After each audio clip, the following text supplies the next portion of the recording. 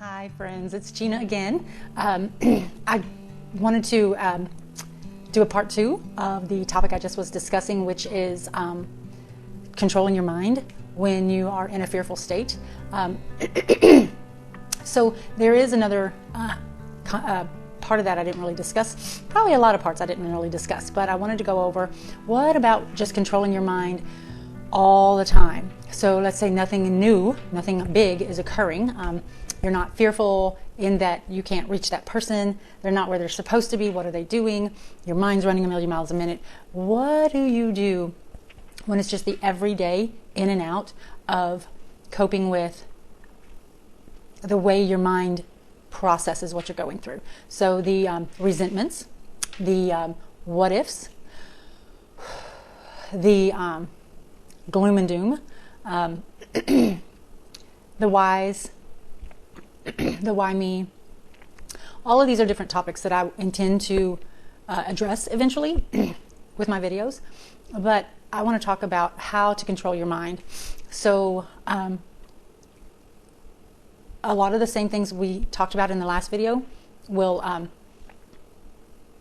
work, but I also wanted to just address the day in and day out of carrying this burden of having a loved one of yours that is an alcoholic or drug addict, and you are having to cope with a new normal. How do you do that? So in the last video, just real quickly, I'll recap. We talked about scripture. We talked about prayer.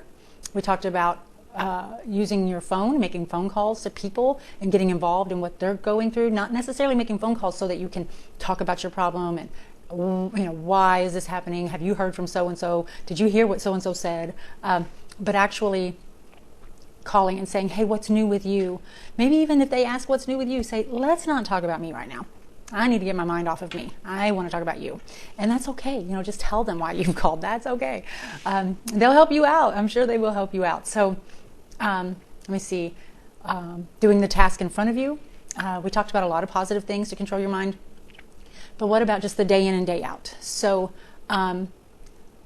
one thing that I tried to do was not to write a gloomy future. So I didn't know how my life would turn out. I didn't know, and I still don't know, you know, what's to unfold in the future, right? So trying to not go there, you know, the future, trying to figure out what's going to happen. You know, if this happens and this happens, then this is going to happen, and I don't want that to happen, and I don't want to go through this. And, you know, maybe something has already happened and it's very bad and it's tragic. Okay, so what's going to happen now? How are we going to cope? How are we going to deal with it? I just want to encourage you to try to not get over your skis. Try to not get too far in the weeds. I don't know what other metaphors I can use. To just say, live the day. Just, this is the day I have. This is the day the good Lord's given me. Maybe you have some tasks to do. You should do them. Maybe you've got some obligations to keep. Keep them. Maybe you've got some self-care that's overdue. Do it. And try not to trouble. So, you know, it doesn't help knowing every detail. It doesn't help knowing a play-by-play, moment-by-moment situation. None of that is going to improve the situation for you. So try to focus your mind on what you can do to better your life, your situation, maybe the life and situation of your children. If you have still children in the home, maybe you have grandchildren and you want to do something with or for your grandchildren. Make plans, you know, plan to do things. Have a life that is separate from the life of this bad situation or difficult situation. Make friends, make plans, make close-up plans like tomorrow or later on today, and make next week's and next month plans so that you can have things to look forward to, and then stick with them. If you make plans that involves this person in any way, then make yourself a backup plan. If XYZ doesn't come or doesn't call or doesn't do what they said they would do, this is how I will maneuver around that. Don't let your life be crushed, ruined, controlled by the behaviors and actions of someone that cannot control their behavior. So set yourself up for the best life possible. I'm going to say that again. Set yourself up for your best life possible. This other thing is going on, but it does not have to define you. So when it's all you think about, and it's all you see, and it's the only thing that you can focus on, then all the other good stuff gets obstructed. So I'm going to use just a simple little example for you, and this is going to be silly, but I just feel like it's a good one. I feel like it just came to me, so I'm going to do it.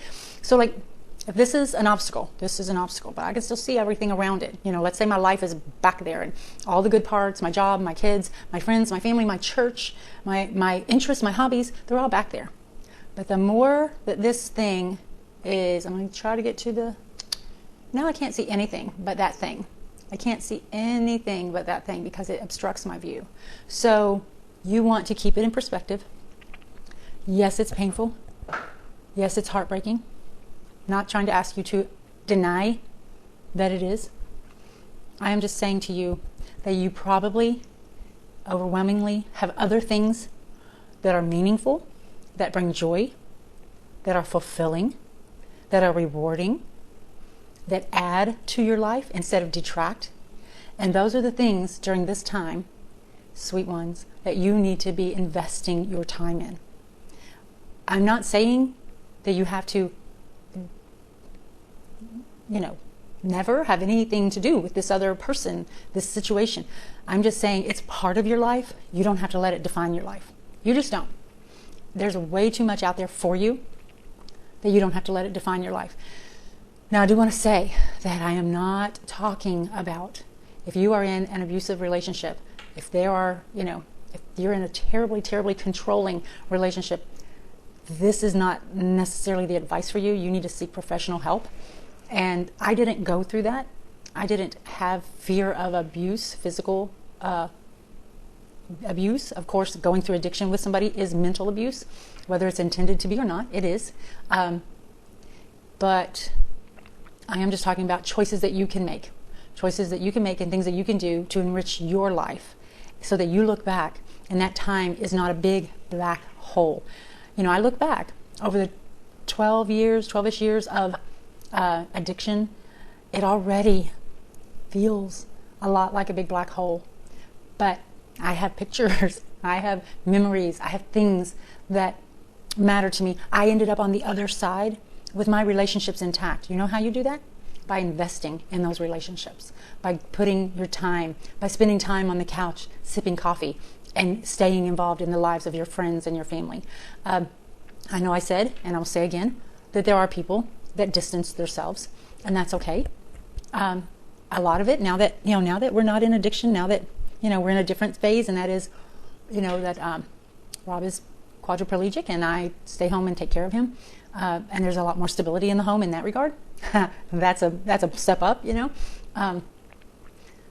lot of that has rekindled, and that's great.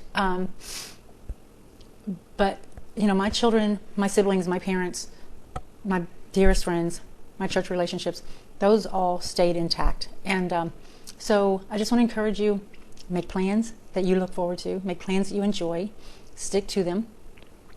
Don't isolate, and don't paint the worst scenario ever in your mind, because here's what you need to know. God can take anything, literally anything, and turn it for your good. You have to believe that. It doesn't mean that we're going to be glad that we went through it. That's not what that's going to mean. It's not going to mean that we're not going to wish it didn't happen. But we can come to a place where we can honestly live a happy, fulfilled, meaningful, rich life. It's a new life. It's a different life. It's not the life you signed up for. We'll talk about that in other videos. But it still can have its own meaning. And so don't paint the worst picture. You tell that enemy of your soul, that enemy of your future, that enemy of your mind, that God has a good plan for you. And He's doing His best to work it out for you. You have to participate. You have to get on board. You have to work with God in cooperation to be in it, in that best life, So I'm going to end with that. I hope this is helpful. If it is, please like. If you think it would help somebody else, please share. And I'll see you right back here in the next video. Bye.